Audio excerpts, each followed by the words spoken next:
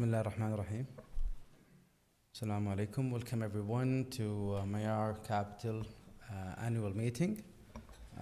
I'm delighted to be the moderator for tonight. My name is Naji Al-Shabmasi. I'm a professor of finance at King Fahd University of Petroleum and Minerals, and I'm honored to be the moderator tonight. Let me start with the agenda for tonight. We'll start with an opening remarks and welcome from Aziz. Then he will present the performance update. Then we will have the guest speaker, Mr. Richard Wiggins. Then we will have time for Q&A, and then we will have closing remarks by 7:45 to 8. Inshallah, we will be hopefully done. And I would like to invite Aziz to give his opening remarks. Tafadhal, Aziz. Thank you, Naji, and thank you all for coming here today. It's always exciting to meet our investors, our partners who have entrusted us with their capital that we view ourselves as fiduciaries and try to grow and protect over the long term. It's exciting to do it also in Khobar. We, as you all know, we did the London one a couple of weeks ago. As our investor base expands globally, having to do it in multiple locations is going to become more and more important. But obviously, Khobar being our base, it will always have a special place in my heart. And the investors from here have been the earliest. And while we want to treat everybody equally, the earliest investors are kind of more important. I'd also like to thank the Mayar Capital team. My job is fun, exciting, because of them. They make what I do every day more enjoyable and more productive, and they helped me achieve what we all set out, both us as your managing partners and you as our investing partners possible. And I'd like to thank our advisory board and boards of directors for their guidance and their support, and our partners in Apex, Jefferies, Northern Trust, KPMG, Conyers, and AFOS for supporting us day in and day out. We certainly wouldn't be able to do what we do without them. I also would like to thank Zamil House for hosting us here today and dealing with the arrangements. They've made the process seamless. And so for the second year, we have it here. We had to move to a bigger room this year as the number of attendees has grown. So I'm going to go through performance very briefly for the fiscal year that ended in June 30th. Then I'm going to talk about some changes that have been done since then, including an update on performance. Then I'm going to send it back to Naji to welcome our guest speaker. I'm really excited to hear what Richard has prepared tonight. And I'm sure everybody's going to learn a lot from it. And then we're going to go to Q&A. In the Q&A part, we're going to do what we always do, which is some of you have sent in their questions beforehand. Thank you for doing that. Really appreciate it. It helps us prepare some things and slides to answer some of the trickier questions. I don't have the rest of the team with me here today, so unfortunately I will still have to answer the harder questions instead of throwing it to them. But we'll do one from prepared questions and one from the floor until we're done. We're going to target 7:45 or 8 for a finish. Compliance makes me put this up. I'm sure nobody can read it, but it's up there. We always talk about success, but it's very important to remember that success cannot happen without a deliberate effort in building things and in building them on a foundation. And we've always believed that the foundation for everything that we do is in 3 pillars. The one most, and in my opinion, the most important one is what we call our partnership principles, and the second and third being strategy and process. Now, when we talk about partnership principles, which is essentially the constitution of Mayar, we talk about 4 essential things: speaking straight, in it together, only long term, and being risk averse.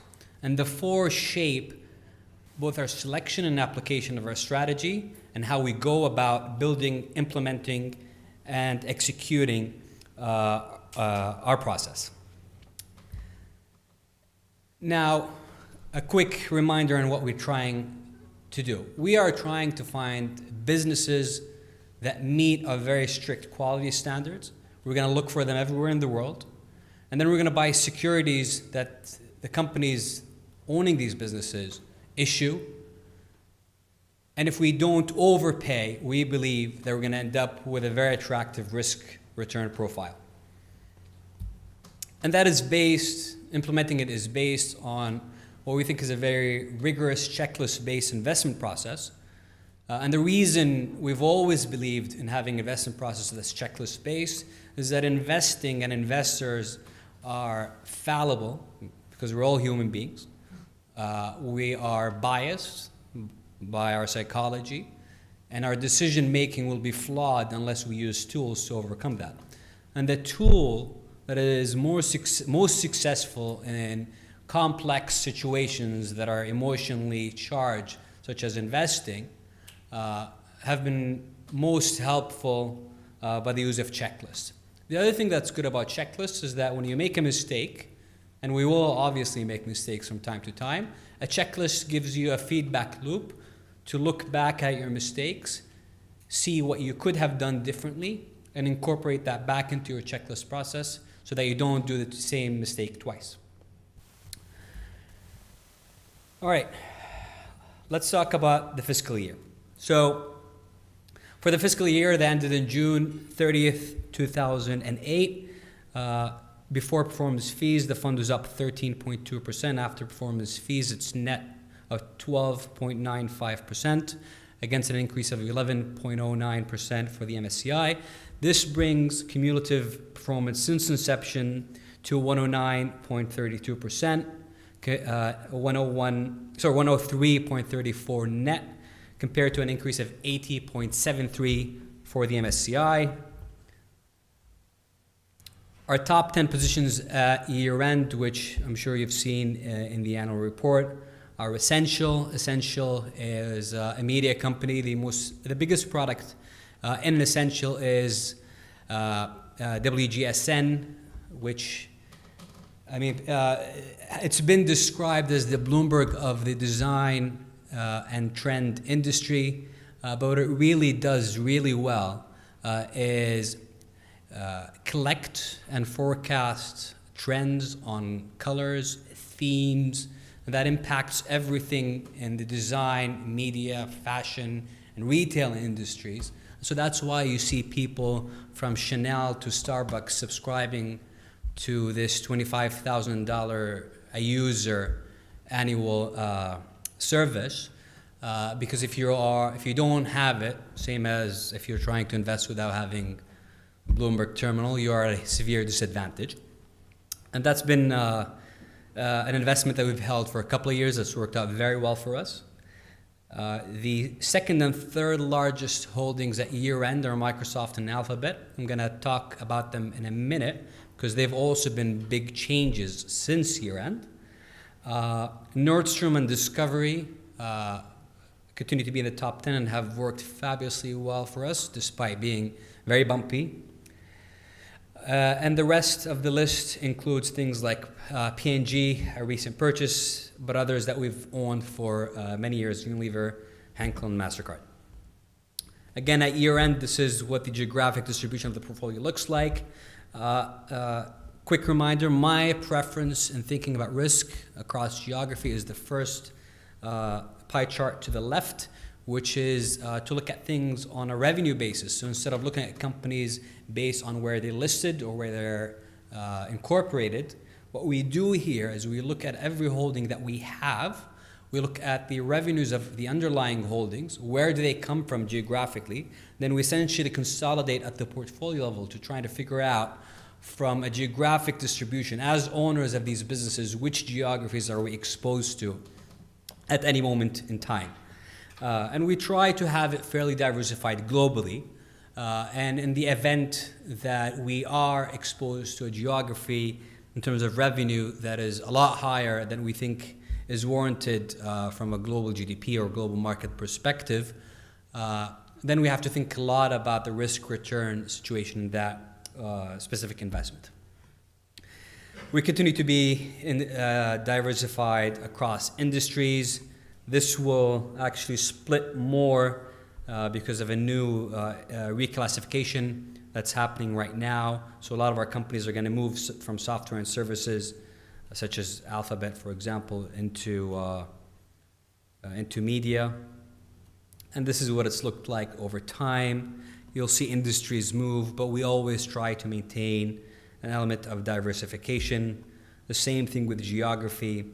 One thing that I'd like to note here, which we talked about last year, it's very hard because of the scale here, but if you look at the top line there, this is the portfolio exposure by listing to North America, mainly United States in this case, and you see it peak in 2014 at 82.5%. When I spoke here last year, it was at a bottom of 42.5. It's actually increased this year because of a couple of purchases and performance of the US side of the portfolio.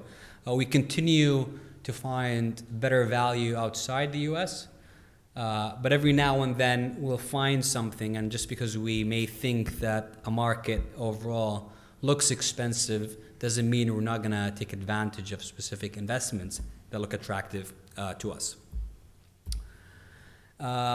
Again, we've put this before when we're looking at how investors view a portfolio. If you go on Morningstar and you see our style box, which they started publishing on us recently, you'll see them put us in the blend category. And we've been asked how we call ourselves or why we call ourselves value investors when our PE ratio seems to be identical to the markets. And the reason we do is that we define value differently, which if we look at this chart, instead of looking at the PE ratio, we look at the free cash flow yield, which is the inverse of a price to free cash flow yield.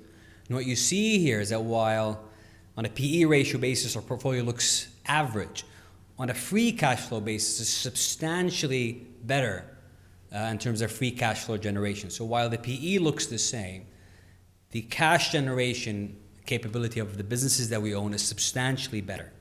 And that, coupled with a below average capital intensity of these businesses, so we've talked about this before, us liking capital light business models whenever we can, you see a return. I mean, this the scale on the left really doesn't do this justice, but the businesses that we want to own are generate substantially higher returns on capital, returns on asset, returns on equity than the market.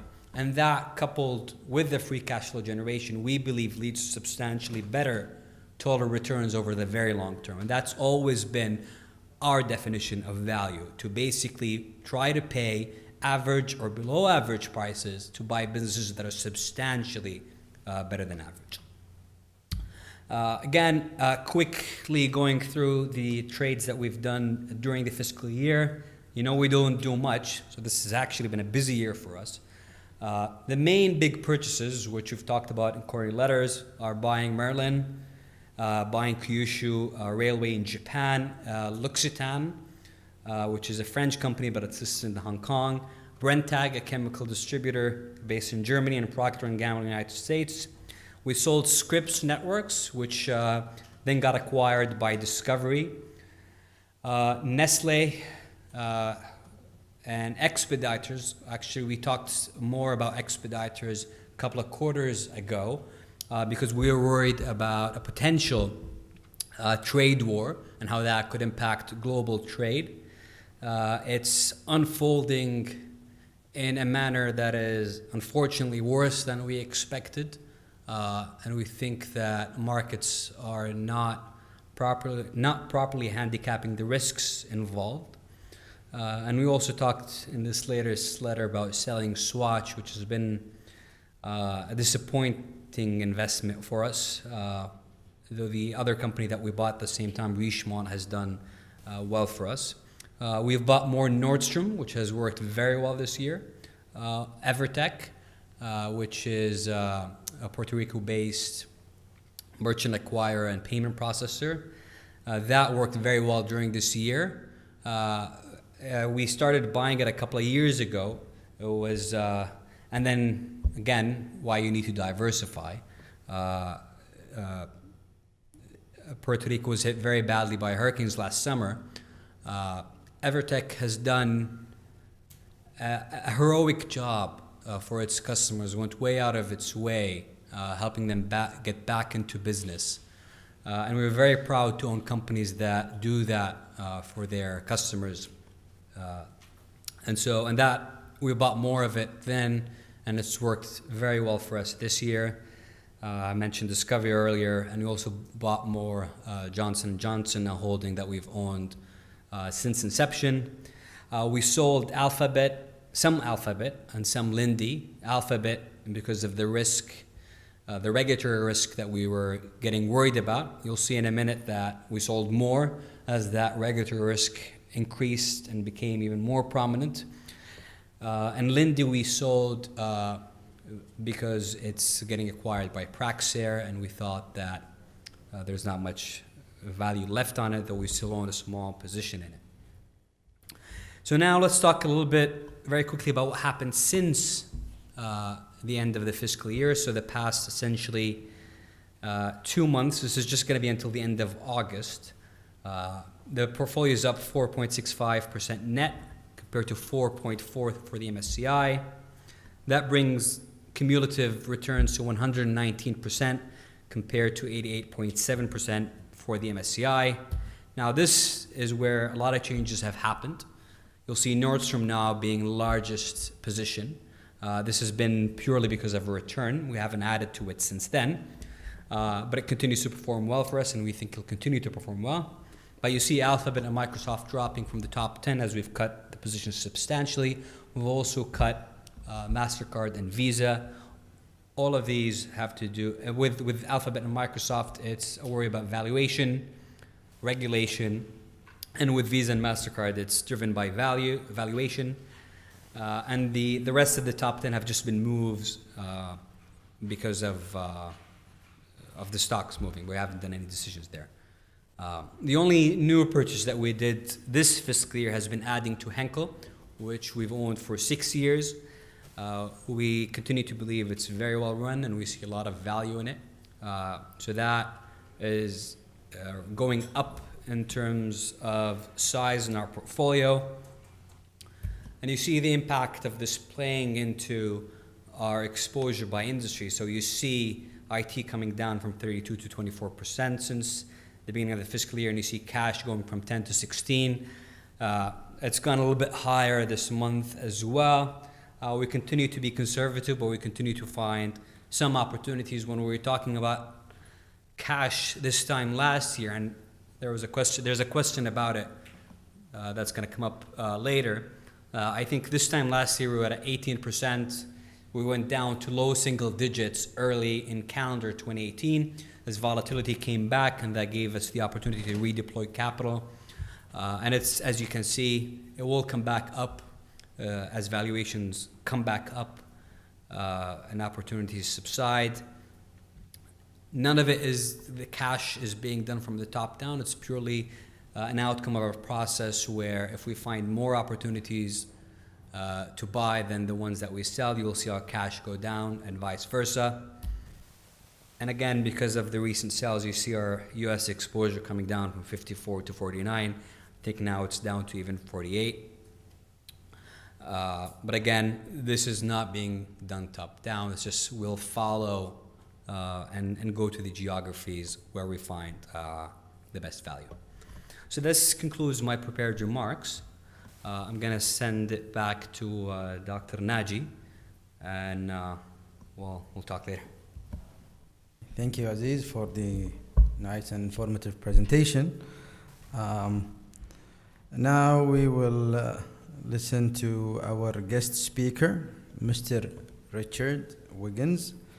Prior to working in risk strategy for Aramco, Richard was a principal at Buck Consulting in New York and chief investment strategist at Citizens First Bancorp, where he was actively engaged at the board level in the strategic planning process for the bank.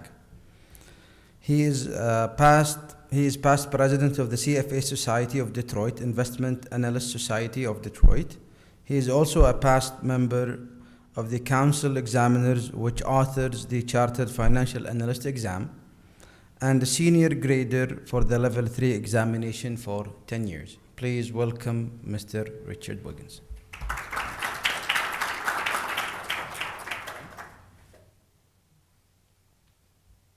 Thank you for having me.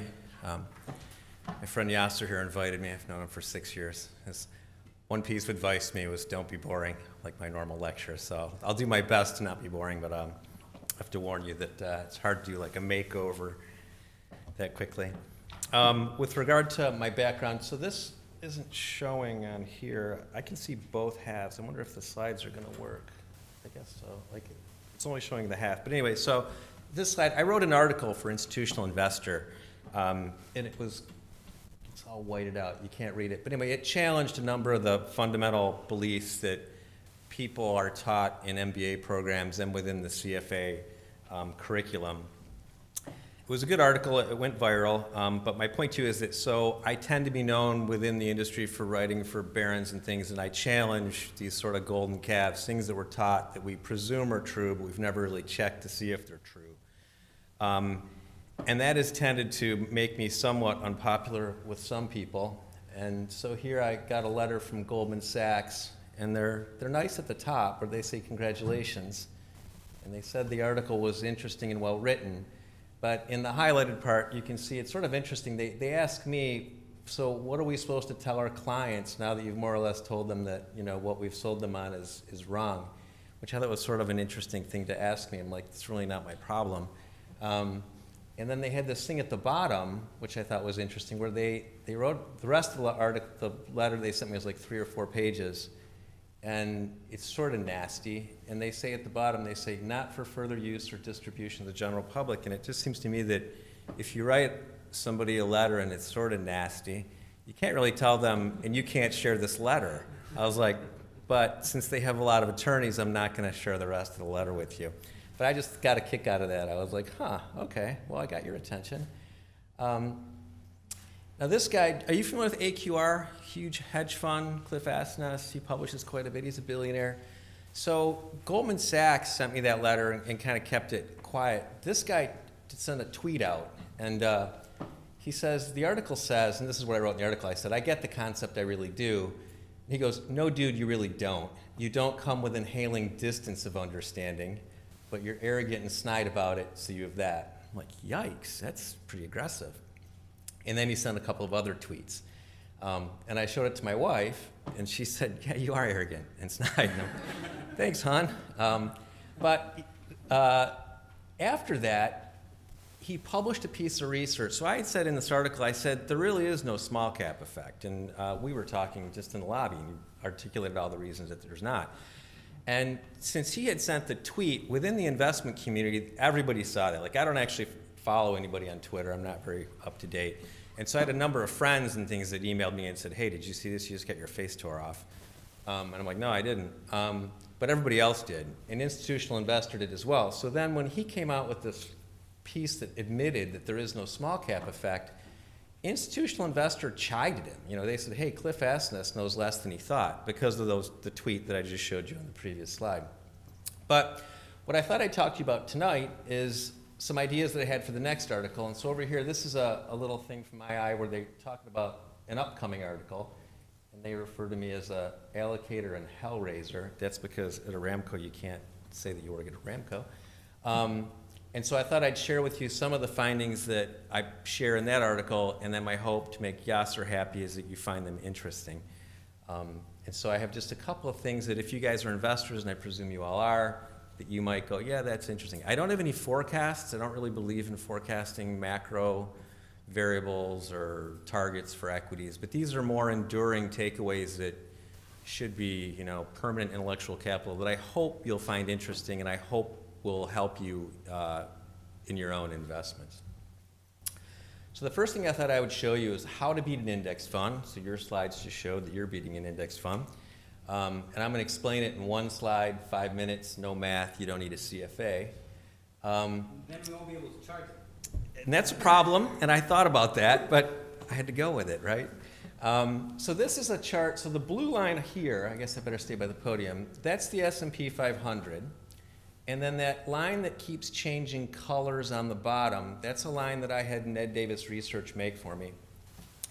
That is if you bought the most expensive stock in the Standard & Poor's 500 every time it changed. So like the top stock now is Apple, as we all know. And so when Apple became the #1 stock, you bought it. Now then when it's not the #1 stock, you buy the next #1 stock. And so if you go back through time, on the far left-hand side, the slides are a little overexposed, I apologize, but at one point AT&T was the largest company, and then at one point Microsoft was the largest company, and at one point IBM was the largest company.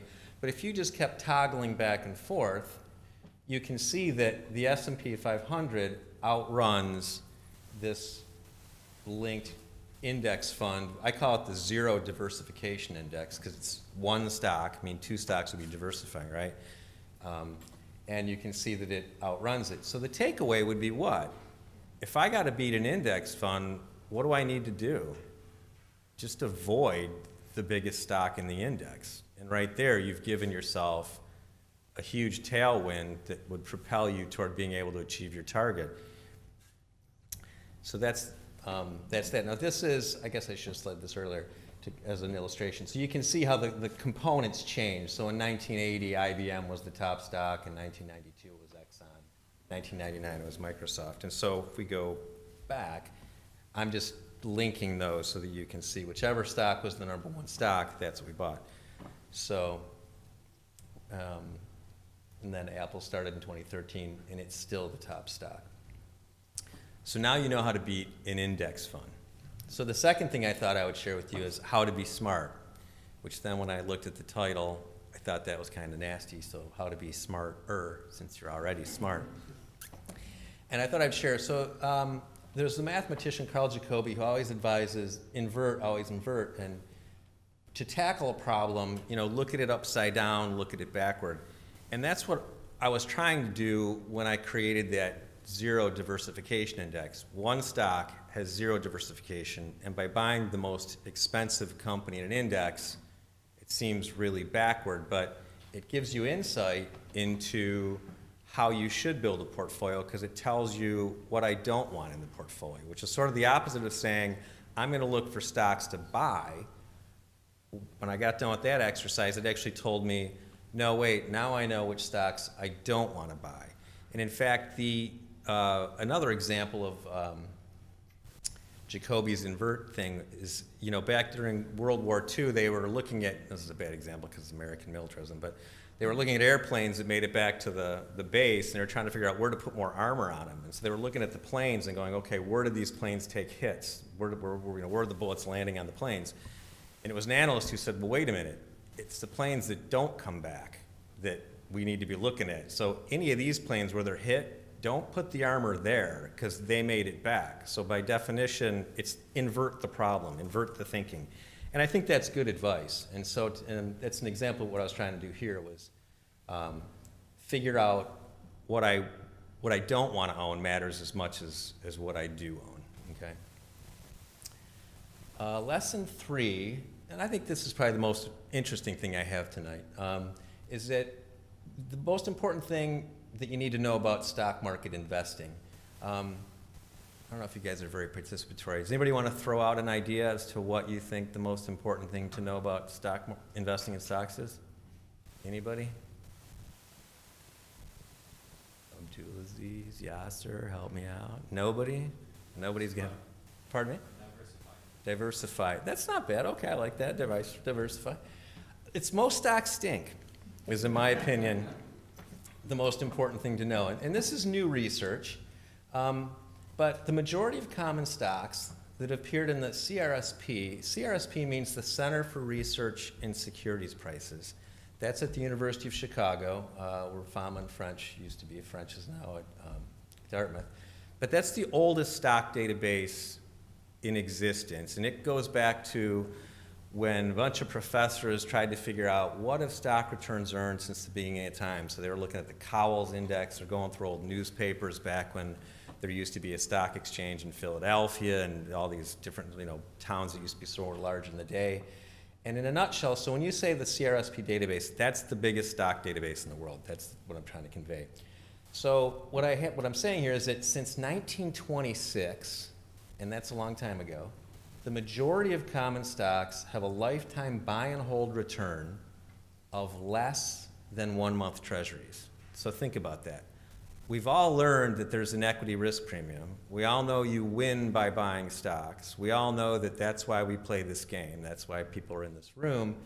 And then we flash the slide up there that says the majority of common stocks earn less than treasuries. It just can't be.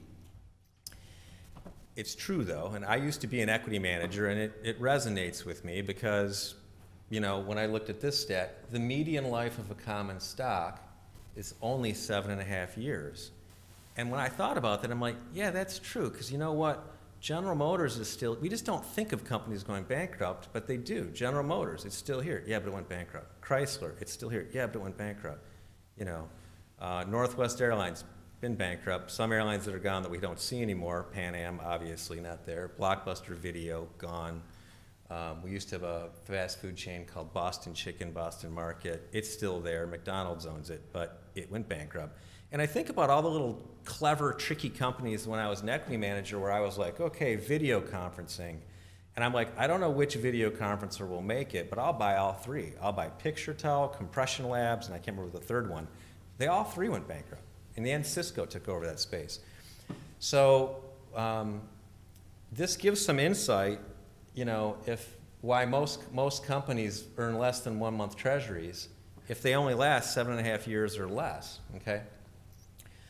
What's particularly interesting is that the best performing 4% of companies explain the entire net gain for the US stock market since 1926. In other words, when you're an active manager, and people always think, okay, so I should have titled the speech, How to Beat an Index Fund.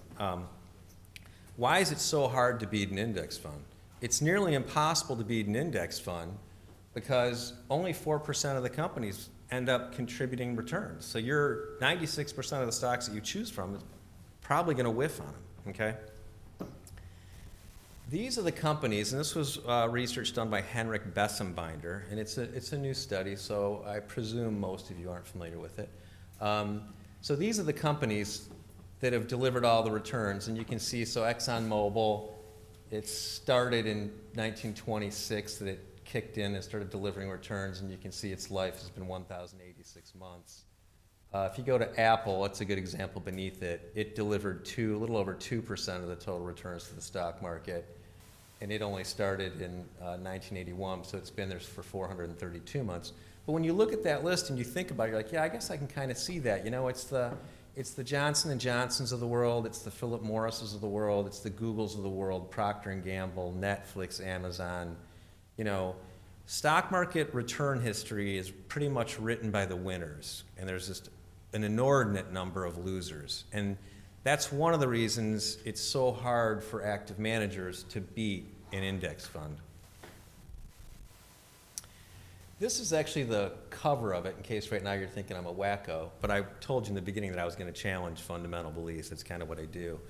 And one of my jobs is I abstract white papers. So you can see right here, so Henrik states, you know, boom, you know, most stocks earn less than 1-month treasuries, and 4% of the listed companies explain all the net gains. So this isn't something like it's just my personal opinion. This is hardcore academic research. So I thought I'd show you 3 charts because it kind of leads into the next conversation, which is about rebalancing. And this is where I risk Yasser saying I got boring. So this is the annual buy and hold return for a typical company. And you can see that it's centered around 0. In any one year, for most part, a stock's going to stay pretty much near 0 or up a bit or a little, up a little or not, or down a little bit, not much, okay? Very few are going to go up 500% because it's only a year. In 1 year, nothing really happens. And a few, -1 means bankrupt. So if you go -1, it means minus 100%. So in any 1 year, it kind of scrunchy right around 0 because not much happens. In a decade, you can see here that you can have some stocks that go up 500%, but the number that go bankrupt, see how you get that little tail over there right by the y-axis? So it's right over here. So this is bankrupt right here. So in a decade, this is the number of observations. A lot of stocks in a decade go bankrupt. And then a handful of them run away and make large returns. And then this is lifetime. So this is the game you're playing. Most companies bite the dust, and few companies make 10 times their money and just compound the capital. Those are the Netflixes and the Johnson & Johnsons of the world. Knowing that, so we're trying to beat an index fund, we now know avoid the biggest stock, and we know that only 4% of companies are going to make any money, so the probabilities are against us. Lesson 4 is don't rebalance your portfolio, which most of you who, if you have MBAs or CFAs, again, this is challenging a fundamental belief, you've probably had it pounded into your head 2 things. Diversify, and rebalance. Is that true? Kind of? Okay. So I'm going to tell you right now, you don't want to rebalance your portfolio if you want to maximize the terminal value. You do want to rebalance. What rebalancing does is it takes your risk and resets it back to where it was in the beginning. Okay, so once you have a portfolio, the risk may wander, it resets the risk. But I presume many of you in the room are thinking, I don't think in terms of risk-adjusted returns. I want to make as much money as I can. I want to maximize my terminal value. That's what that means. Well, if you want to maximize your terminal value, don't rebalance. So the upcoming article I'm writing with this guy, and he's published it before, but nobody really gave it much attention, so we're going to throw it into Institutional Investor and kind of share it more broadly. His previous articles were, he's a PhD in math, were more mathy. But this is, I guess I'll walk away from the podium. So, the blue line is if you rebalance. The red line is if you don't rebalance, okay? And as you can see, if you just leave things alone, the red line has more good opportunities. It makes more in the long run. The negative is you go, oh, okay, but Rich, you said that you let your risk get out of hand. Yeah, but interestingly, these are the bad results right here. So anything less than 1 means you're losing money. You can see that actually the bad results are fewer than the rebalance results, which means, wait a minute, you've actually cut off the left tail and expanded the right tail. Now, I know when you're looking at that, you're probably thinking, I don't really get what that's telling me. Think about it like this. If you had stocks and bonds, stocks are more than bonds. We agree on that? If you have stocks and bonds, and the stocks continue to grow, what do you tend to do when you rebalance? You sell some stocks and add to your bonds. And then every year, you keep selling some stocks and adding to your bonds. Well, it doesn't take a math genius. You don't need to see a math proof to go, oh yeah, you're right. That would actually cut off, I'd be buying into the asset that's doing poorly and selling the assets that's doing well. And yeah, you're right. That's not letting my winners run, and that would probably result in a lower terminal wealth value.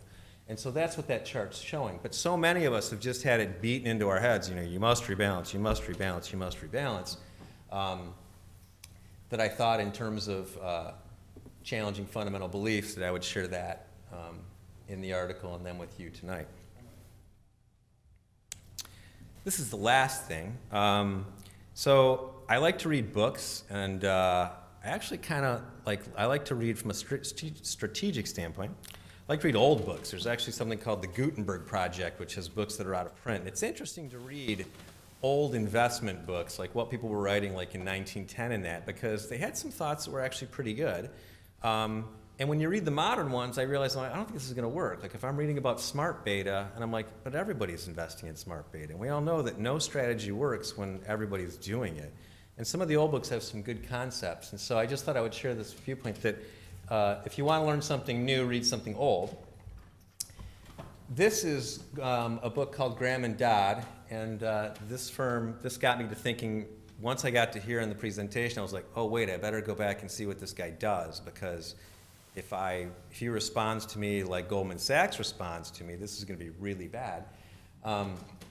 But this book, there's 2,000 books about how Warren Buffett manages money, and this is really the best one. It's the oldest one, but it's the best one. If you read the books over time, the problem is that many people look at what Warren Buffett did and they describe what he was doing at that time, but Warren Buffett changed his philosophy a bit. And so, you know, he used to buy strongly based on book value, but he got away from that. He didn't buy anything with goodwill, but he got away from that, started buying Coke and companies like that. He recognized the value of a brand. And so if you look over time at books about Warren Buffett, they just tend to take a snapshot of how he's doing it right then, okay? This whole book actually wasn't quite as formulaic as the more modern books, and it gets into concepts like margin of safety and things like that. And this is probably the best one, and I note here that it's only $6.50 because nobody likes to read old books. Which brings me to this guy. Would you buy a used car from this guy or let him run your money? And interestingly, it worked out well. The presentation, I wrote the article before he actually asked me to give a presentation, but there's a lot of good overlap. So as you heard in his presentation, you know, buying quality companies. And as I noted, you know, in the slide that says, look, very few companies deliver all the stock market's return. You know, this one's on the list, so Microsoft's on the list, Johnson & Johnson's on the list, Alphabet, Procter & Gamble. These are what Henrik Bessenbinder found delivered, this is part of the 4%, delivered all of the returns to the stock market. And then interestingly, this firm owns some of them. And I'm like, bingo, bango, that works. That's exactly, you know, there's a huge value to buying quality companies because as we saw, most companies don't last more than 7.5 years. So I was like, there's a good fit. That makes sense. Then I went online and I was checking out, what's on the website, and he has the same companies. Other companies aren't on that list, but I would note that Unilever and Henkel here, they're not on the list from Henrik Bessenbinder and Nestle, because that was on U.S. securities. The Center for Research in Securities Prices is predominantly U.S. stocks. So when I look at that sheet, I'm like, okay, out of whatever that is, 10 stocks, looks like he's got 5 that would qualify as big, strong, quality, global growth companies, just like the ones that have delivered all the returns in the stock market over, since the beginning of time, according to Bessenbinder. This is just reiterating what I said before. He's got the accounting health portion. We're trying to buy significantly above average companies, but pay only above average, or pay only average prices for them. All that would fit. All that is good. And then I came to this part, and I like this part too. I was like, to diversify or to not diversify. Diversification's good, but there are very few winners, right? So if you get one of those winners, you want to leave it. Like you get a Netflix, you don't want to sell it because it's very hard to get one of the 4% of the stocks that delivers all the returns. So the one thing you don't want to do is sell it and then go back into the junky ones. And over here we can see that the top 10 stocks represent over 50% of the portfolio. I would completely agree with that. I'd be like, you get a winner, leave it. Do not over-diversify, because that continual rebalancing, like if there's one takeaway from, okay, how do you beat an index? Avoid the biggest company. Don't rebalance, because remember, the index fund itself doesn't rebalance. That's one of the things of a cap-weighted index, but all money managers rebalance. They don't realize, why can't we beat the index fund? Well, you keep rebalancing. The cap-weighted index doesn't rebalance, and that's one of the fundamental reasons that people struggle with it. So a lot of the things here, a lot of the fundamental ideas behind the Mayar fund actually fit my presentation, which made me happy, because as you saw in the beginning, I got a lot of enemies already. I really didn't need any more.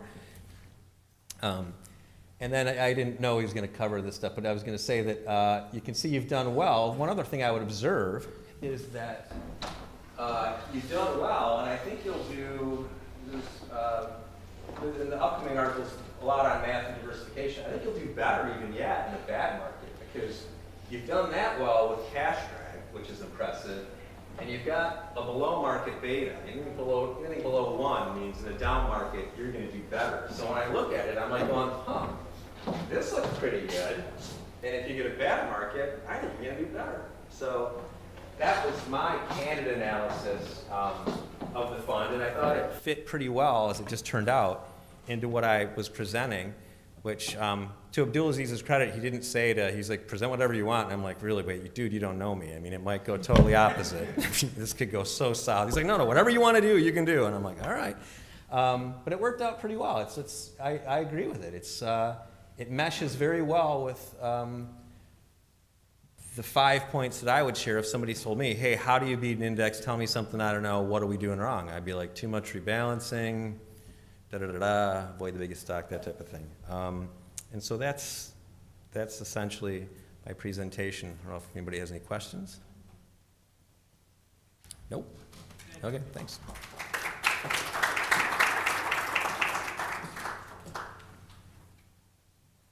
Okay, now to my favorite part, asking questions. This is what a professor do, right? Ask questions. So the way they will handle the questions, we received some questions by email. So I'll start by asking Aziz some of a question from the list, then we will alternate to the audience, and we will go back and forth. Okay? So let's start with the question that we got from the email. Aziz, how do you and your team assess the impact of the possibility of reduced global liquidity on the portfolio on the portfolio's component in terms of valuations and earnings power. Okay, I just wanted to first thank Richard for doing the presentation. I promise I did not try to influence what he had to say in any way. It's just great minds think alike. But if you have a question for him, please feel free as we go through the Q&A, especially if they're hard questions. I would rather you send it his way. Okay, so on the issue of liquidity, I guess when you talk about liquidity, there are different levels and degrees of how they would have an impact. The most obvious one and the straightforward first degree impact is that if you have a market that has a lower liquidity, you're going to have bid-ask spreads expand, which means that you end up with higher volatility in the short term. Purely from the lack of liquidity in trading specific securities. But that's the easy one, I think, that everybody thinks about, that less liquidity means higher volatility. And so the impact is the same to the upside and downside. There shouldn't be necessarily a bias one way or the other in that first degree. The second degree is that if you do have a market overall that has reduced liquidity, if you do have it also coupled with better returns on alternatives like treasuries or other kinds of fixed income, then you do end up having a negative or a downward bias in this case, because arguably as you have the base, the risk-free rate increase, but you also could have the equity risk premium increase because of the higher volatility that comes from the market. So holding everything else equal, and again, this is when economists say holding everything else equal, you should worry and not believe anything that they say, but holding everything else equal, that would create downward bias to prices. Now the third degree, I think, which is the most interesting one, is that you could also have the first to feed into the real economy. The easiest and most obvious way they would is through the wealth effect, where it would impact economies where you have a high degree of equity ownership, which is the case, for example, in the United States, which therefore would impact consumer spending.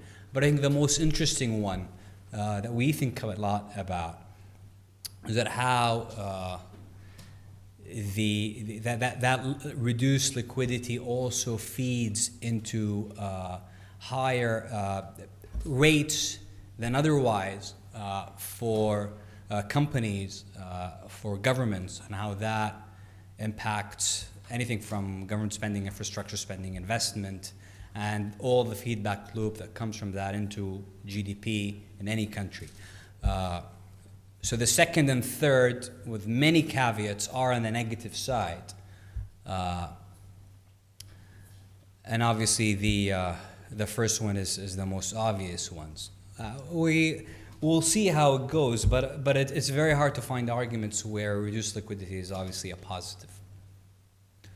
All right, maybe we'll take one from the floor, but if you can please speak into a microphone.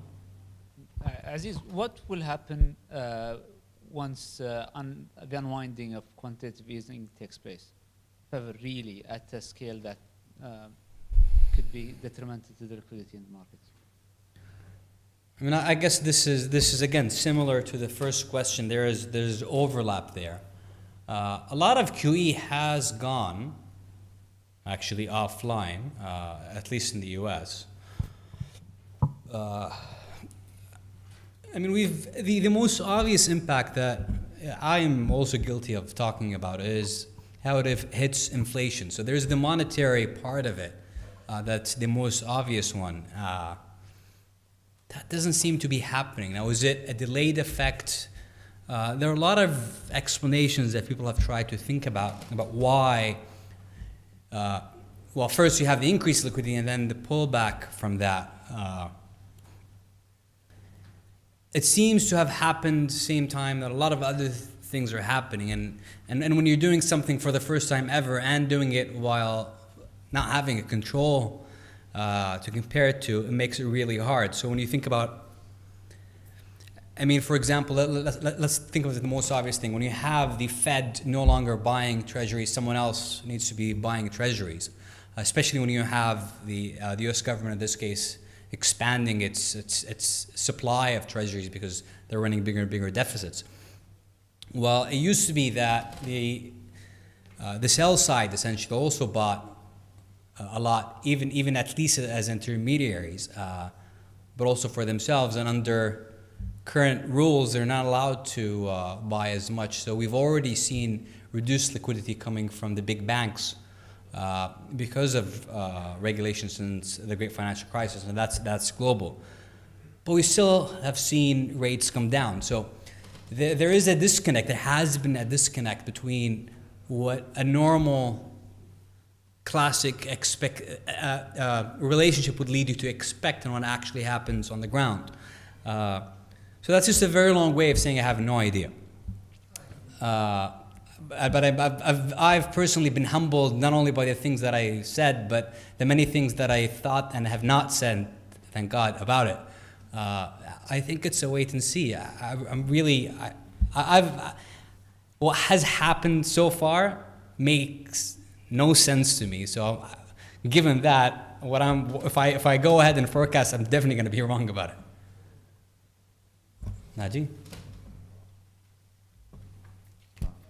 I don't know if you've seen the later one, the tweet by Robert Schiller, when he said that the housing prices are reaching a worrying level. And this may be connected to the question that we have. How worried are you about market levels and trade war? Well, there are two questions. The first, let's do the second one first. Trade war. Well, the people who are behind what the trade war don't want you to call it trade war. So that's worrying. I mean, a couple of quarters ago, we sold Expeditors, which is a stock that I followed for probably 16 years until we bought it. And was very eager to have gotten the opportunity to buy it at the price that I wanted. We owned it for a couple of years, did very well, and had to sell it specifically because I thought that you could end up with things like tariffs. Now we have tariffs. Now you have people going out and people like Trump going and everybody should go and watch Trump yesterday at the UN. It's really funny when they laughed. I think even if they pretended, and I don't know that they actually are pretending, to do things as a negotiating tactic, I have zero confidence in the ability of the people running this trade negotiation to not screw it up. And if they do it on purpose, then who knows? So I'm very worried about it. There's not much that we can do. It's very hard to find, which is a classic problem with any kind of macroeconomic forecast. In order to be able to do something about it, A, you have to be right, which is very hard. B, you have to be different, which is even harder. And 3, you need to be able to express that correct and differentiated opinion in a very clear, actionable trade. And you combine the 3 together, it's very rare that you have that. I think the case of Expeditors, it was very clear, at least to me at the time, that trade war happens, trade goes down, bad for Expeditors. That being said, I'm actually questioning that logic right now. Because it seems that Expeditors being at the intersection of trade is actually doing well, because a lot of the parties involved are not used to things like tariffs and how to deal with tariffs, and so being the person who helps process and make trade possible between countries, they've actually been on the winning side. So while trade will ultimately go down once you have this short-term bump from people trying to buy more stuff before tariffs kick in, they may actually end up doing well, being the person who can help this no longer well-lubricated machine work. So it's very hard to see what you can do about it, except worry. I'm very good at worrying. My wife reminds me of that a lot. But there's not much you can do about it, I think, at this stage at least, other than just keep thinking about it and keep an eye on it. On the second issue of valuation, I mean, I've always said nobody has ever put a gun to our head, or anyone's head for that matter, and forced them to buy an index.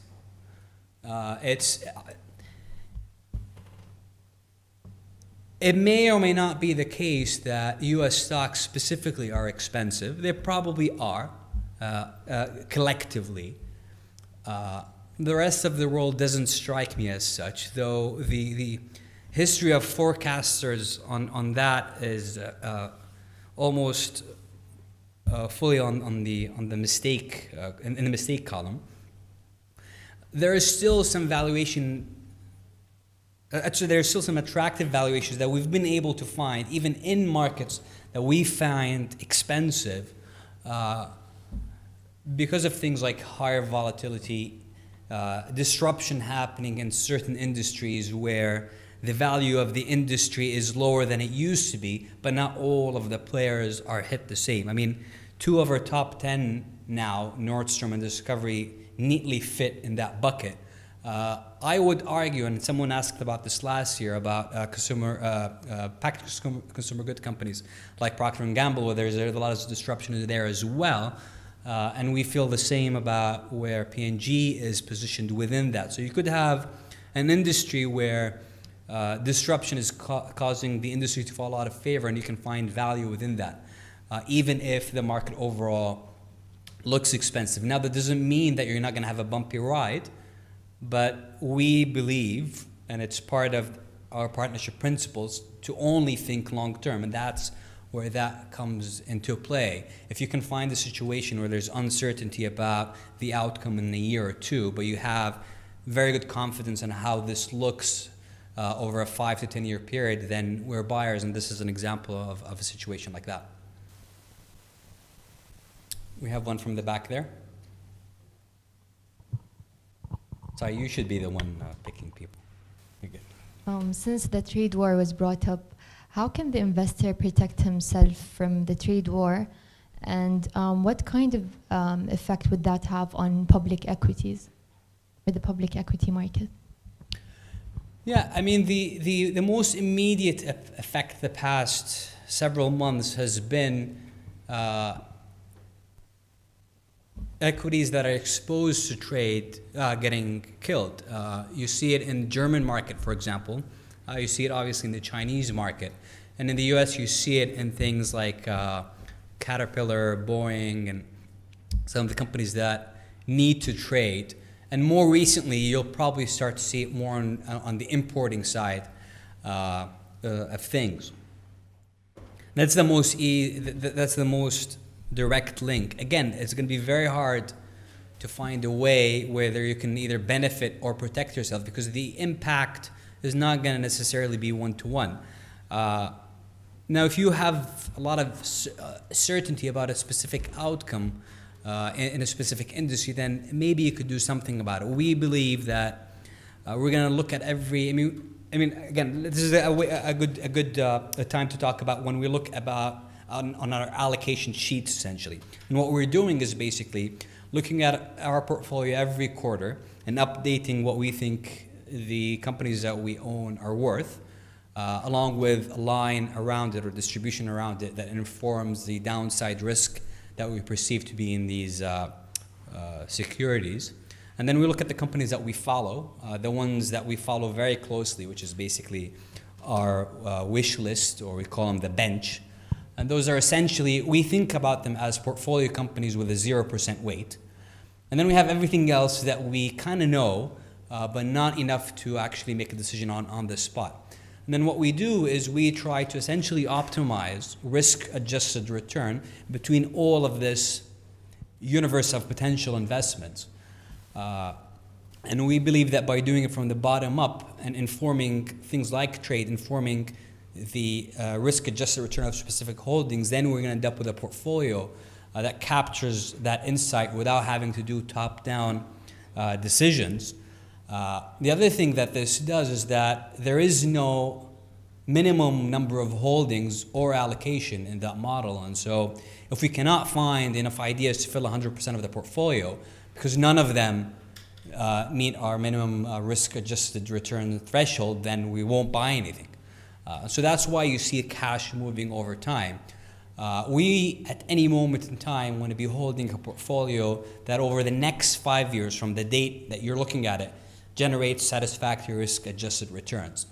So we're not trying, we show you the benchmark, but we actually never ever discuss the benchmark as a team and when we make decisions. I have no idea what's in the benchmark, what's not, what the weight of our companies in the benchmark is. It never factors into it. What factors into it, do we have holdings in our portfolio that with a high degree of confidence we believe will generate satisfactory returns over 5 years or not? And if the answer is yes, we hold, and if it's not, we sell and let the rest take care of it.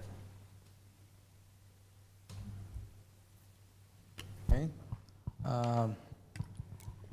Can you explain briefly how do you decide to buy a certain stock, and can you share a case or two on how you have done that, and how did it lead to investment decision? It starts with a dream. I mean, we've talked about this briefly in the process. The most important thing that we need to do, and this started out very early on when I was, as many of you know, for many years, almost 10 years, I was working by myself. And so the scarcest asset was my time. And so I learned to say no very quickly.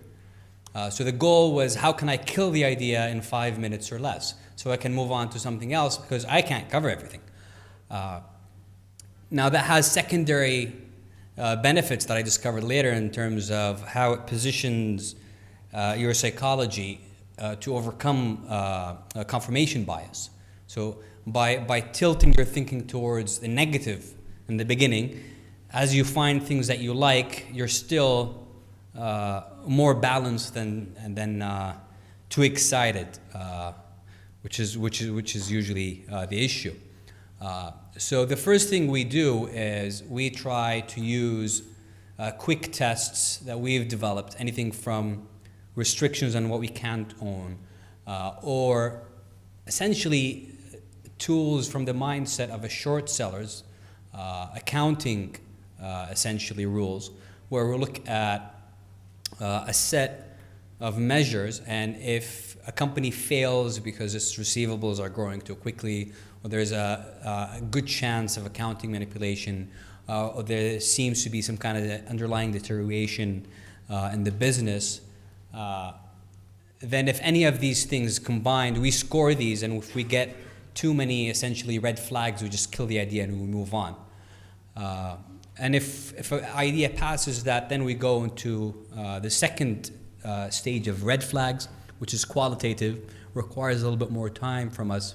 And again, this is very rule-based, where we're looking at things like related party transactions, think about management, how they're compensated, and et cetera. And again, we're trying to find something ugly and fishy that leads us to quickly kill the idea. And if we can't do that, then we go into the most important stage, which we call the deep dive, where we're basically diving into the company, understanding the fundamentals of the business, its competitors, its suppliers, the industry dynamics.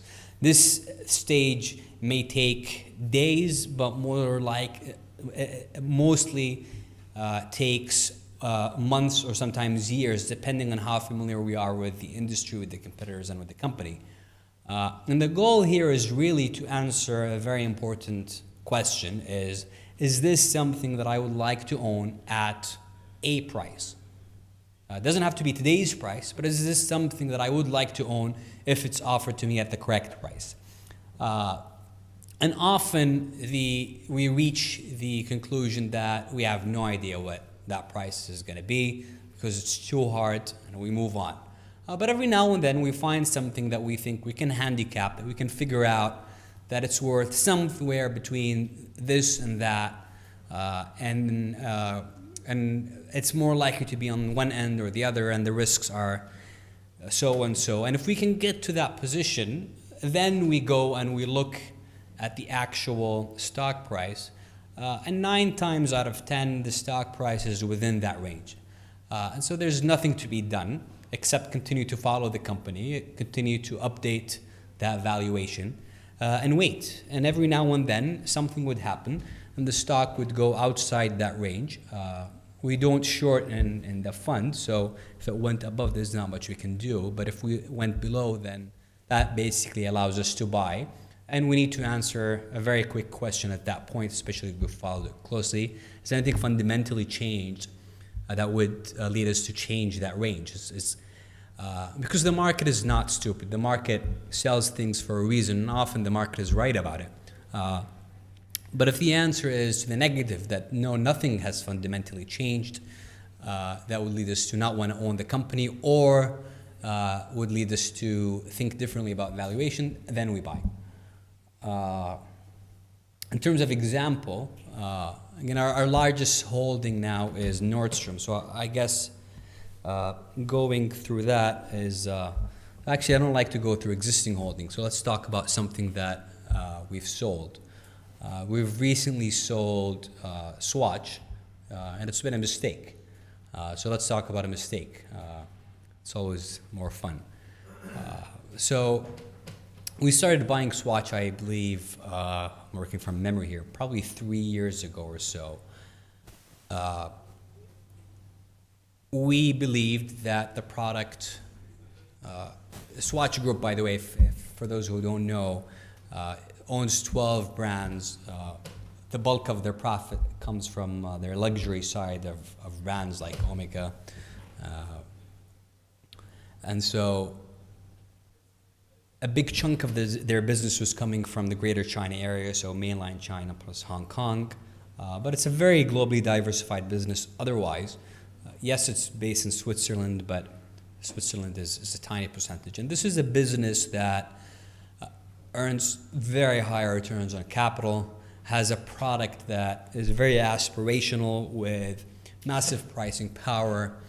And the thesis was that basically as a bigger percentage of the global population moves through the middle class or the upper middle class, men have one way to express and show off essentially their wealth, and that's by putting a watch on their wrist. The same thesis led us at the same time to buy Richemont, which owns Cartier and Van Cleef, and a bunch of other watch brands as well. Now Swatch, being more exposed to China and more exposed to the mid-sized, mid part of the market, had 2 risks that we failed to properly account for. One was, well, 3 really. One is China, but China's 2 parts. One was a crackdown on bribery, essentially. That was happening in the Chinese government, and that did both good and bad, hit everybody at the same time. But what it did is that it made it for a while undesirable to buy watches, even for the perception of doing something wrong. But that kind of took some of the volume out of the market.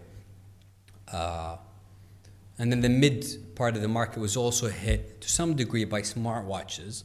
A lot less than what people perceive, but it did get hit as well. You couple that with a downturn in China, and you ended up with this situation where you have a lot of volume that's been taken out of the market. And now suddenly the market is flooded with way too much watches, both at the primary and secondary retail outlets, and you end up with pricing going way down. Now Richemont responded to it in a much better way than Swatch. granted they're way more tilted towards luxury, Richemont went and bought a lot of volume, took it out of the market, and destroyed it. And that caused them to take a hit on margins in the short term.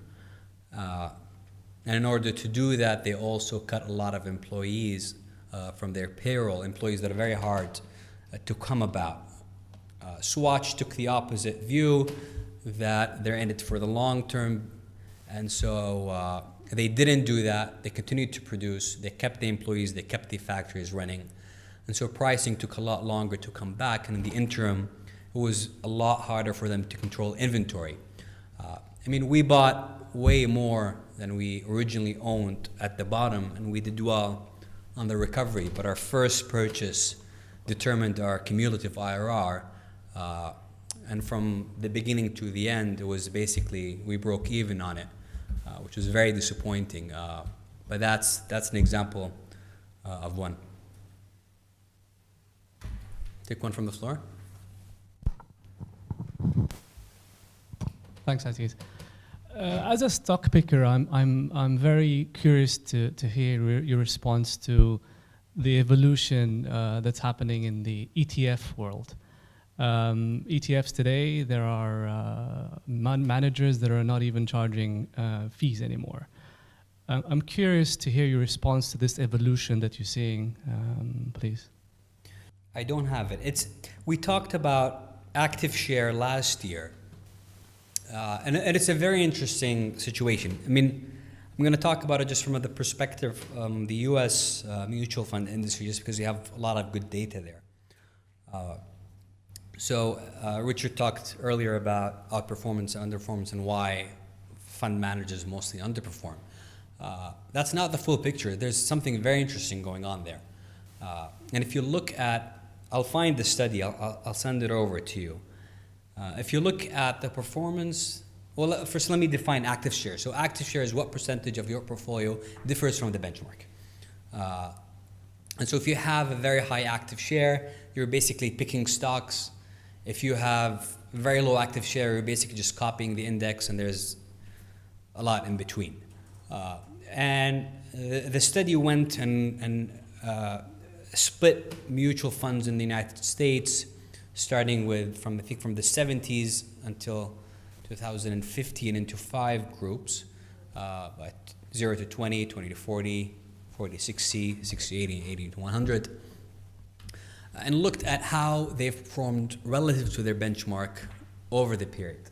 And then also looked at the distribution of fund managers within the different groups. So are you having more people who have a high active share or less throughout time, across time? Now, essentially, anybody who's in the first 2 group is a closet indexer or an actual indexer. So anybody who has an active share that's below 40 is copying a benchmark, either deliberately or not. And then you have the mid group, and then you've got people who are more than 80% active share, and those are actually going out and picking stocks. It's very hard to do without also having a concentrated portfolio, especially with wide indices. And so what happened is 2 things. One is that people in the high active share pretty much consistently outperform, which was shocking if you look at it. And it's not only is it consistent that the group outperforms, there is a lot of persistence between the individual managers within that group on a rolling basis. So it tells you that they actually know what they're doing, and their stock picking is actually adding value.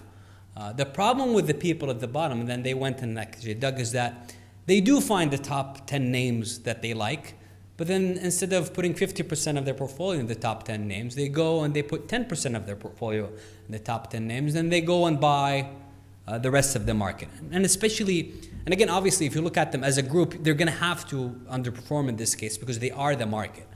But more importantly, they individually underperform persistently because they're actually not really making any bets.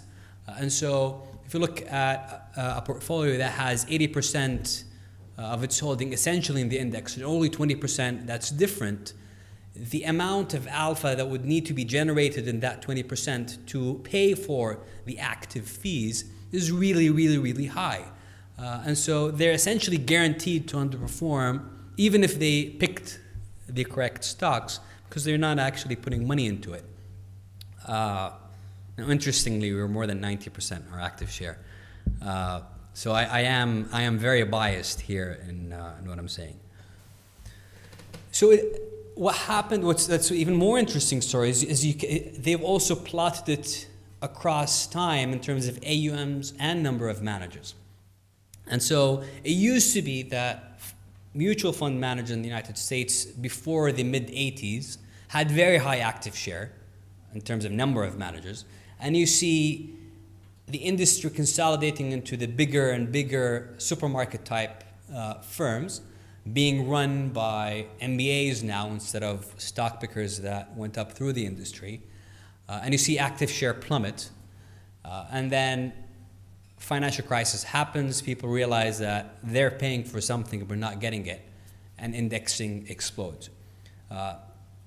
I think if a very interesting number to look at, and I wish someone like Morningstar would just incorporate it, is to take management fees and divide it by active share.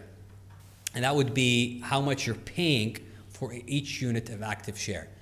And if you did that, you will find that people who you're paying a reasonable fee for tend to do above average. Not always, of course. Some of them get unlucky, some of them are not good.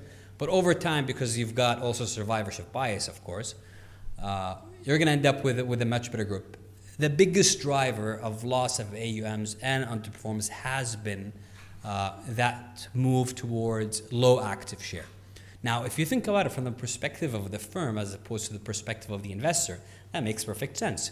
If you owned 1,000 funds or 100 funds in an investment group, purely by luck, every year one of them is going to outperform. And as long as you don't screw it up on the downside for the other ones, promote the hell out of the ones that did well. The ones that didn't do well, as long as you don't screw up, the AUMs are not going to leave.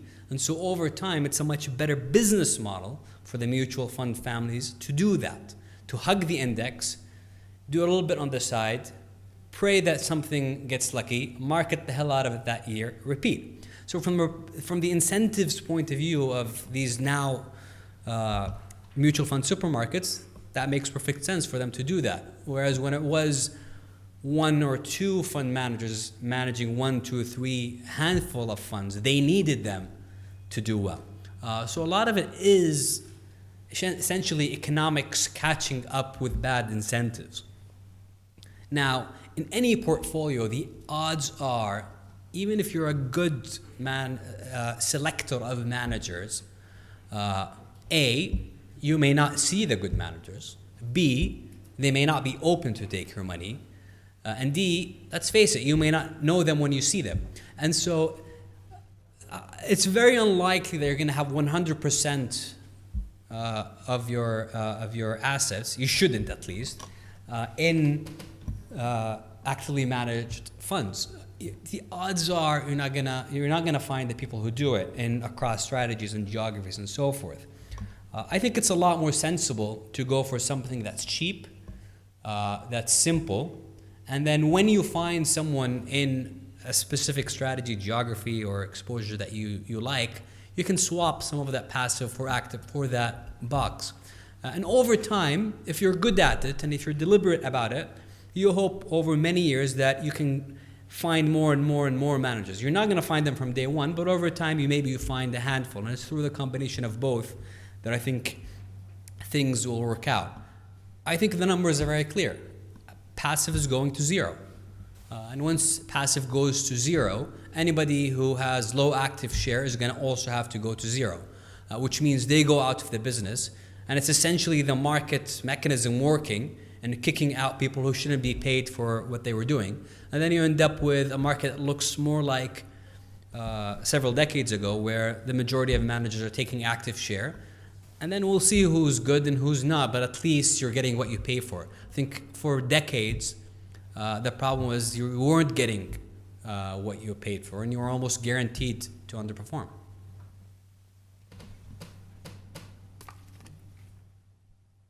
Okay.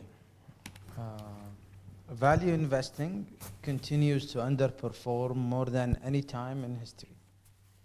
Is this strategy simply obsolete? I thought you were supposed to ask the easy questions.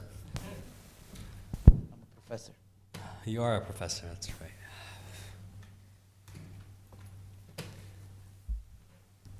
I mean, Richard talked about smart beta and the idea that you can find something that, I mean, in the article more than the presentation. The idea of a value factor, for me, or the value label, that, for that matter, the most problematic part of it, I think, is in the definition. And when we see people now talk about value underperforming, and it has actually underperformed on a 10-year rolling basis for many, many, many years now. It's been 10 years, the first time ever that it's done that. The way it's defined is by looking at things like P/E ratios or price-to-book ratios. I started out doing cheap stuff, nets, and looking at balance sheets for valuation. I mean, luckily and it is luck, that I figured out quickly that that stuff no longer works. And the reason I think it no longer works is that if it's obvious, if it can be programmed into something that you can plug into Bloomberg and have it trade, it'll be traded away.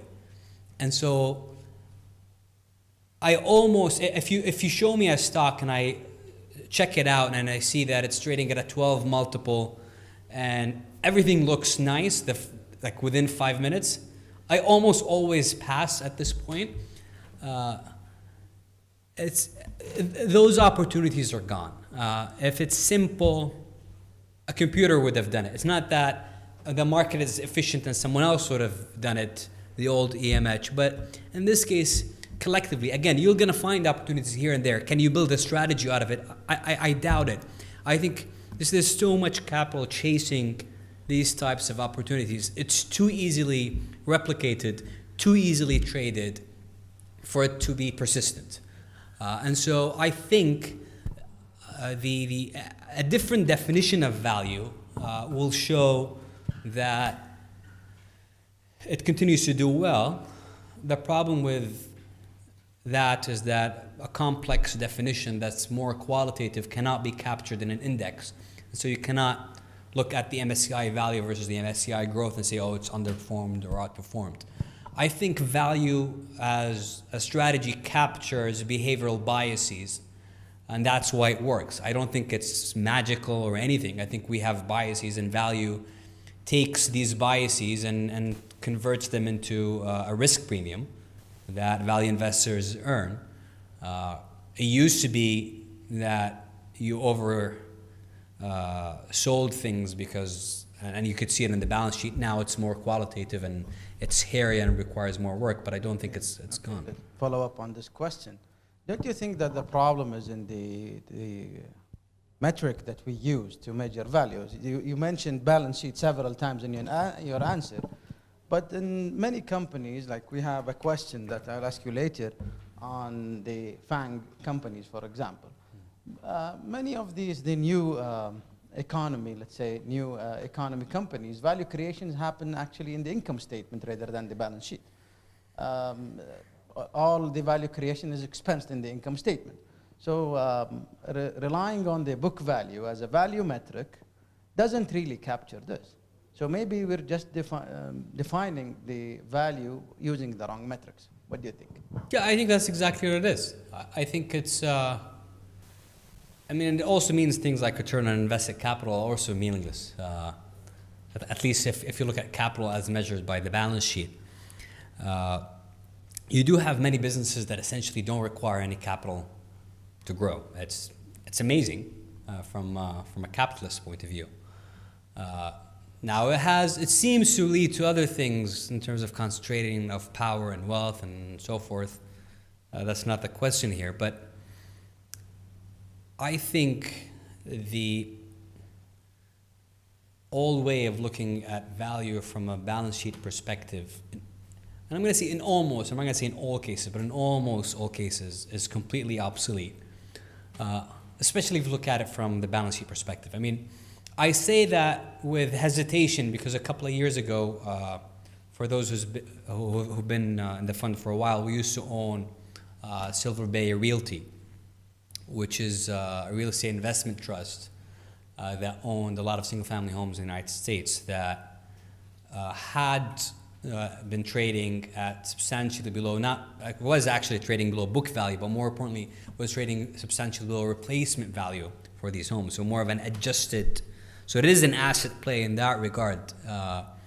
And it eventually worked out for us very well. But then that one was also cheap because it was doing something weird, whereas yes, it was a REIT, but it wasn't doing a lot of payouts in terms of dividends, so the people who usually buy REITs didn't buy it.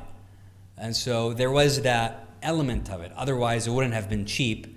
And then you also had no catalyst for the gap to close. It eventually got acquired, so that was the only catalyst. And we had to hold it over, I think, 3 and 4 years, and we got lucky with an acquisition and ended up with a decent IRR. But it could have dragged on for 2 or 3 more years, and our IRR would not have been good. So the problem with these asset plays is that they're too easy to be essentially arbitraged away. And then even when they do work, often the timing is questionable. And the problem with timing is that sure, the stock you bought may be worth twice as much, but if it takes 10 years to double, it's not a good investment. This is actually for Dr. Richard, please. See, you were mentioning in terms of beating an index, one of the classical ways is equal weight investing. So yes, you get rid of the large weight of the largest company, but at the same time you increase all the smaller ones, and you rebalance. 2 of the effects you said were not working. How come you still outperform with equal weight? So my answer to that would be, in a nutshell, small cap stocks have more market beta. So if you have an equal weight index and you're comparing it to a cap weighted index, small cap's going to win. The issue is there a small cap effect in the sense that you're getting a higher return without the higher volatility? You're not. You're getting a higher return because oftentimes if you try to replicate a strategy and you don't know somebody's in small cap stocks, it looks like they're in equity plus leverage, but they're really not. They're just in small caps. But that's my answer to it. And then Standard & Poor's actually a nice research piece that I'll send you where they looked at equal weight indexes and said, okay, so can we, to what degree is this due to the different components, and can we replicate an equal weight index using small caps? I'm like, yeah, it's just the small cap effect, which is a heavier market beta. So that'd be my answer to it. Why don't you invest in private equity, venture capital, and real estate? Or let me generalize the question more. Why don't you invest in other asset classes? Okay. So the way I think about asset classes is a bit different than what a traditional allocator thinks about. To me, a lot of what you just said, the asset classes that you mentioned, I just call them equities. I mean, an equity to me is an ownership interest in a business. And how you capture, this is why, for example, when we talk about our strategy, we talk about buying wonderful businesses, getting exposed to essentially owning excellent businesses by buying the securities of great companies. That's just one way of getting the same exposure. To me, any equity is essentially an interest in a business. Now, that business can be publicly listed. It can be the business of owning a building and renting it out. To me, all of these are equities. And it can be a small startup. It can be a mid-cap or a growth cap, or whatever it is. They're all equities to me. So that is the asset class to me. The second layer is that how do you go about owning the asset class? And some businesses we can own through securities, and we call them stocks, or traditionally people call them equities. If it's in a fund that has a lot of leverage, has the ability to only call capital when it's ready to deploy and use credit lines to enhance IRR, we call it PE. It's essentially the same thing, just in a different wrapper. And if it's earlier in the life of a business, we call it venture capital. To me, they're exactly the same. And history tells us that owning businesses over long periods of time outperforms other stuff. So I'm not against owning real estate. We just mentioned an example of owning Silver Bay Realty, which essentially is traditionally a real estate just wrapped in something that looks like a traditional equity. What I'm not interested in is owning unproductive assets, like land, for example, or gold, or other commodities. I think productive assets have and will continue to do well over time. They give you inflation protection. They give you a compounding effect that helps you grow that capital over time. And over an extended period of time, should and do better than other asset classes. Whatever the business might be, I'd like to own businesses. Aziz, particularly in the private markets, valuations seem to reward growth. Now, the end of this story may not always be good. And I want to know your take on this. To what extent should valuations reward growth? Where does the music stop?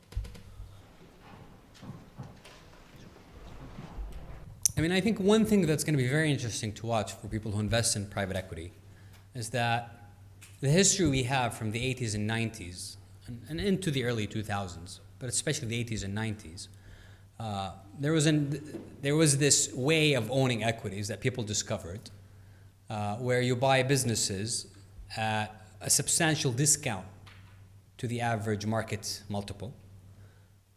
Businesses that generate more cash flow than average, and then you leverage them, and then you do well. And you would have done well even without doing any kind of operational improvements. And the evidence is PE firms don't do much in terms of operational improvement anyway. For the past 5 to 10 years, PE firms have been buying average businesses. They've been paying average or higher than average multiples on them.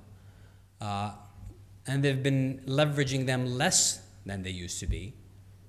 I think the next 10 years are going to be interesting to see whether they can actually outperform. And the trick is not whether they can generate higher IRR, because part of that is just the way the cash in and out is managed. So that's a different thing. But can they actually generate a higher investment return on the underlying? And I think it's highly unlikely, I think, that they'll outperform in this environment. But we'll see. I mean, it's going to also depend on what happens to rates. If rates go up and they have to borrow at higher rates, that's going to factor into things. I'm very skeptical about the ability of them doing that. Now, on the issue of whether you should value growth, I mean, that's perfectly rational. In an environment with lower rates, you can have a higher value coming in your DCF from the future. People are just behaving rationally to the inputs that they're being given. I think where people are not necessarily thinking about it properly is that you hear people a lot saying, well, yeah, valuations are high, but that's because rates are low, and so you have a lower discount rate. It makes sense to have a higher valuation. Well, that's partially true, but actually, in an environment where you suspect that rates are going to be low for the next 20 years, you cannot have rates stay at 2 or 3% and still, in your assumptions, assume that GDP is going to grow at 3 or 4%. There's just inconsistency between the assumptions there. People are taking numbers that they're used to, plugging it into their terminal valuation, and then discounting back to today using a very low multiple. But there's inconsistency. If growth picks up to that level, in the future, interest rates are going to be substantially higher. The two cannot be the same. So people point to Japan, for example. Yes, Japan had very low rates, but guess what? They also had no growth. So you have to factor that in. And we've modeled this actually, and we looked at different interest rates environments and what would happen if you actually factor in growth. And instead of the valuation impact being huge, it was a mid to high single digit impact to valuation. So it's something like 6 or 7, you pay 6 or 7% in a low interest rate environment than a higher interest rate environment. Obviously, forget about extremes, but once you adjust for growth, it makes no sense to pay the prices. So I think a lot of people are going to be disappointed. How can you claim to be a value investor, yet you own FANG with a AA that have very high PE ratios? FANG is Facebook, Amazon, Apple, and Google. I mean, we don't own the FANGs. We've owned Alphabet for many years. Like I mentioned earlier, we sold some of it earlier in the year, sold more of it a couple of months ago. Microsoft sometimes is grouped with the FANGs, and we sold a lot of it. Again, we've owned it for 5 or 6 years, and we used to own Apple. Sold it way too early. Even though our assumptions on the business panned out correctly, the valuation took care of the upside, despite us being correct about the assumptions. Another lesson to learn. So I think, again, if we're not talking about PE multiples, and we're talking about a reasonable assumption for free cash flows and the growth of free cash flows, when we were buying Google, Alphabet, and every time we've added to it, we were looking at a business that was generating a free cash flow yield to us in the 6 or 7% range and growing at a ridiculous rate, 20% plus. To me, that is very, very, very cheap. To have a business that is a very high quality, very strongly positioned in its market, has massive tailwinds in terms of the industry, yielding a very satisfactory free cash flow yield today and growing at silly rates for a few years ahead. The only reason we sold any Alphabet and continued to, is risk.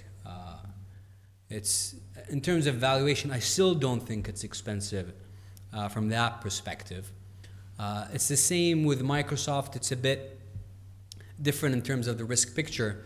We got the question earlier about ETFs, and one of the things that we've been thinking about and factoring in as a risk factor is how much we've always used hedge fund ownership as a risk factor when we do sizing of positions, but we've more recently started to use ETF ownership as a risk factor when we think about risk. And it's not a qualitative risk factor. It's not a quantitative risk factor. It's a qualitative risk factor that we have to think about. Absent holding everything else equal, again, that scary sentence, holding everything else equal, a stock that is in the ETF, in a case of a massive market sell-off, should be more volatile. We think, we don't know yet, that's just a guess, which means two things. One, from a volatility point of view, it's riskier. We don't really care much about that. But more importantly, it means you may be given a chance. There's a higher chance of you given the opportunity to buy more of it in that scenario, which means take some money off in that position so you can buy more if it drops and own something else that you don't think it's going to drop as much. That's the only, Alphabet is the only FANG that we own. I know it's very popular the past year for people to say that they've missed Amazon, but that's just, value investors started saying it when Buffett said it at the annual meeting 2 years ago. Now everybody has to say they've missed Amazon. The thing with saying I've missed something, it need to have fit within your process, and you making a mistake in applying your process and thus missing it. So while we've missed a lot of things, in the case of Amazon specifically, we don't consider it a miss because we never figured out how much it's worth, and we still don't know how much it's worth. It's a great business, but I don't think we've ever been in a position to put a number on it. So, and we're happy. We've always said if we're not comfortable in having a valuation that gives us a margin of safety, either because the price is too high, or because we have no idea whether the price is high or low, we're gonna miss some of these opportunities. And I mean, on my desk, I have a sticker that says hashtag no FOMO, no fear of missing out. You have to believe in that. You have to have no FOMO in this business, or you're just gonna go crazy chasing the latest fad. Facebook, on the other hand, we wanted to buy twice, and it got very close to our buy price, and we never bought it. So that, you could argue, is a miss. My question is to Richard, because in the last one he said don't rebalance. So what can an investor do when his investments are diverting away from the strategic asset allocation, far away from the margins of the strategic asset allocation? So how is he going to fix that if we are not going to rebalance, which you mentioned in your... There's no answer to that. So if you don't rebalance, your risk will drift. So just a simple example, as I used, if you do stocks and bonds and you're 60-40 and your stocks grow and you just let them grow, after a while you might have stocks, to be extreme, 90. You've definitely got a different risk position at that point, no doubt about it. What I wanted to point out is that it's up to you as investors to decide, are you trying to maximize your terminal wealth? Like if this is play money, then you don't need to rebalance. You can recognize it. And what I was trying to have the takeaway be, right-hand tail of all those stocks that go way out, and you go, oh yeah, and then the same shape in the no rebalance, and that's what you're trying to capture. If this is, for example, not to be trite, play money, and you're trying to maximize your terminal value. But you can't, there's no magic where you can say, well, I didn't rebalance and was there a negative? Well, yeah, in theory, your risk went up. But as you saw from the graph, the left-hand tail doesn't blow out. You don't get this huge left tail, because when the things that are, all assets don't make the same return. That's one of the, oftentimes when you look at quantitative strategies and you read the math, it'll say, let's assume that all stocks have the same mean return. That's a great assumption, but that's not real life. That's the whole point of Hendrik Bessenbinder's research. All stocks don't have the same mean return. In fact, they're not even close. And so when you let those run, even if you pick up a little more volatility, you still have a much bigger right-hand tail. And then to your point, I'm more of a ruminative thinker. I can't think on the fly. With regard to equal weighting, the other thing that equal weighting does, you asked, okay, how does this, why does this succeed? And I'm like, well, small cap stocks have embedded in them more market beta. What I left out is that equal weighting gets a little bit of everything. And so the whole point that there's only 4% winners, one of the nice things when you equal weight, you captured them. Do you see what I mean? By placing your bets across the board. So when you look at a strategy like equal weighting and go, how does this work? Like, oh, that's in complete conformity with that fact pattern, because you captured them. You bet across the board, you now know you caught them. So actually we got this question last year in our annual meeting, and we've actioned that item because we've heard that question many times. Starting, I think, April or May, earlier this year, we created the A1 and A2 and B2 share classes. They are identical in every other way to the regular share class that you're invested in. But what they do is that they pay a 2% more or less dividend. And the reason I say more or less is that the board is going to try to smooth that dividend payout over time. So we're going to be using some judgment in how much we pay out. But we've recognized the need of many of our investors in getting regular cash payments. So we'll be doing that 2% a year. And every investor can move between the two share classes very easily. And they can allocate more or less to the dividend one or the reinvestment one, whichever way they want. And over time, they can obviously rebalance if they want to or not. And then by design, the one that pays out a dividend is going to underperform the one that obviously doesn't by the exact same amount every year. So if you don't need the income, I think you should reinvest. But if you do need the income, this is probably a way in helping you get a regular stream of cash flow out of this investment, and hopefully allows you to have a longer term perspective in how you approach your investment in the fund.